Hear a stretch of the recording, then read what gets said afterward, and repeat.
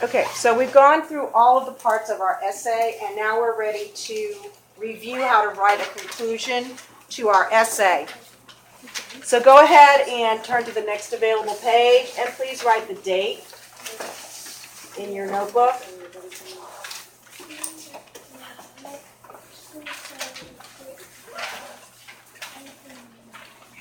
Now, we have reviewed the different parts and the different and the structure of a conclusion before.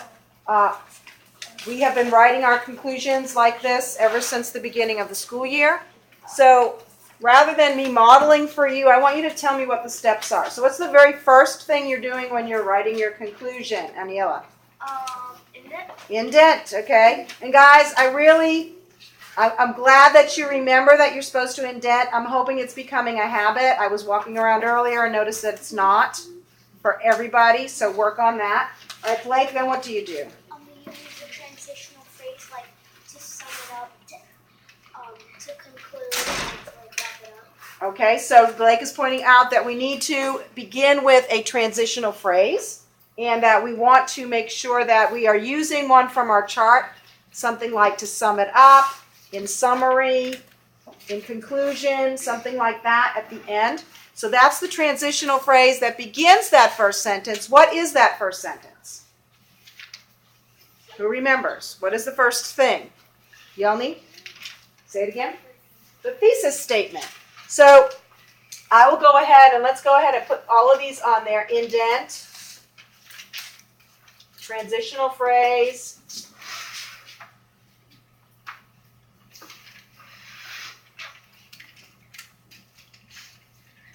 plus thesis. And guys, just a reminder that the transitional phrase and the comma, that doesn't mean that that's the end of the sentence. You don't capitalize that first word. Once you put a transitional phrase in front of it, that transitional phrase is the first word in the sentence. Okay? All right, so now you have indented, you've used a transitional phrase from the chart, you have restated the thesis. Now what do you do? Anthony? Okay. So now you're going to write a sentence for each of the main ideas that you had from your body paragraph. So 3 main ideas? You're going to have 3 different sentences. And let me show you how simple this is. If you go back in your notebook or back and look at your planning sheet, you actually already have this there. You have each of your main idea sentences. Okay, and so if you've done a good job of planning, you're just copying them. So when you write to sum up, although the way we flavor food today is different than the 1400s, there are some similarities. All right, so that would be the beginning of your conclusion. And then you would go on to say, both then and now, there was an element of secrecy about adding flavor to food. Both then and now, profit had a big impact on the food flavoring industry. Both then and now, the food flavoring business had a negative effect on people. Okay, so after you do your transitional phrase and your thesis statement, you're going to restate each main idea. If you have 3 main ideas, how many sentences will you have, Divine? 3.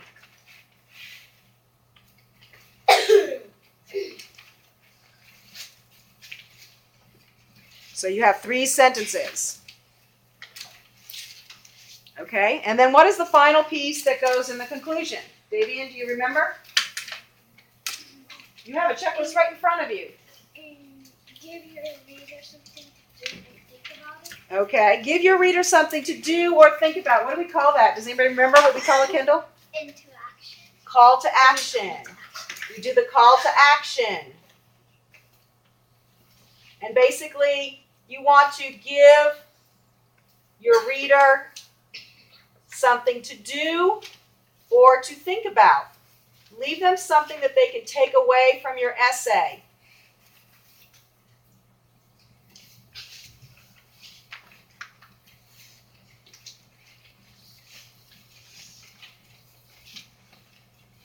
So you want to give your reader something to do or think about.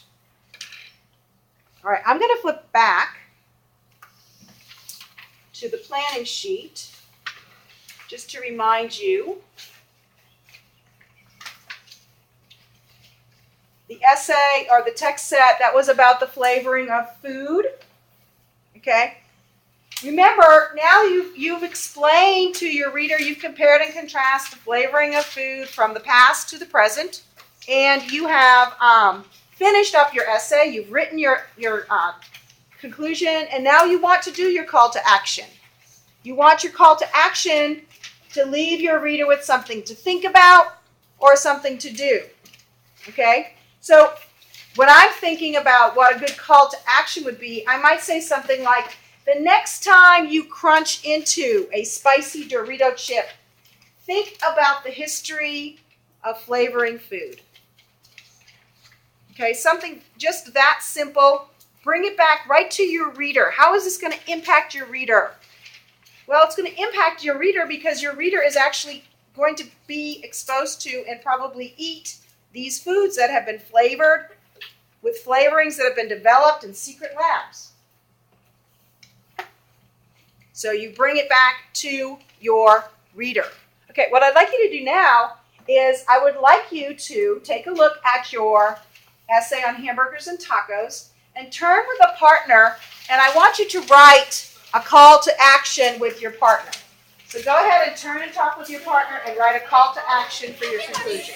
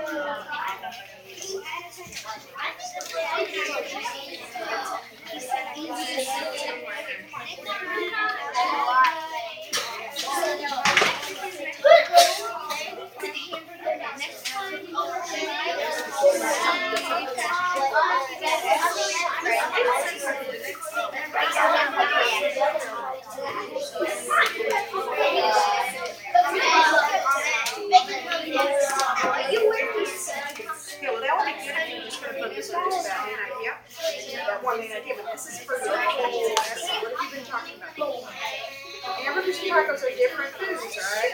But they have similar histories. So even though you still eat that part, so next time you think about delicious. Think about.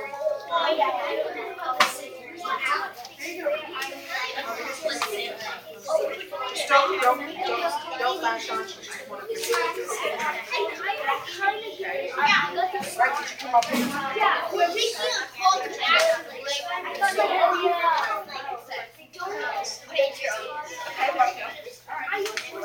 Whenever you read it, right one? No. we're thinking. Still thinking. Right, you're running out of thinking about it. Oh, I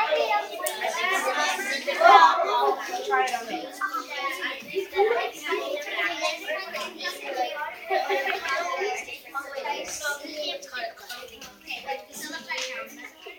How about just remember? Remember this thing. You try to see it, but you could remember, right? Because you just explained to them, right? Okay, so let's go ahead and take a minute and share some of the calls to action. Jonah, would you share the one that you and Braden wrote? Okay, so next time you make a hamburger or taco, think about the similar history. Okay, so he said, the next time you make a hamburger or a taco, think about their similar histories. Another one, Blake? Okay, next time you take a bite, whether it's a hamburger or taco, think about where everything started. Well, you don't have to get that explicit. You could just say think about how alike they are, or how much they are alike.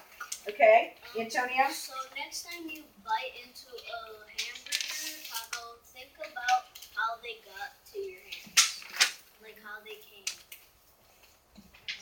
How about? Well, I'm not sure. I'd have to think about that a little bit more. Think about maybe there's similar histories, or think about how they became popular, or something like that, a little bit more general. Okay, I can't see. Is that Carly up there? Yeah. Okay, Carly? The next time you see hamburger or spicy taco, think about how they are similar. Okay, think about how they're similar. Okay, all right. It sounds like you all have the idea. So now what you're going to do is I understand that a lot of you might not be in the place where you have finished writing your body paragraphs. So you can write your conclusion in your notebook. All right. You can go ahead and use this side right here. Slide over. You can write your conclusion right here. But I want you to write your conclusion right now while that is fresh in your mind. Okay? All right. Go ahead and go back to your seats and start working.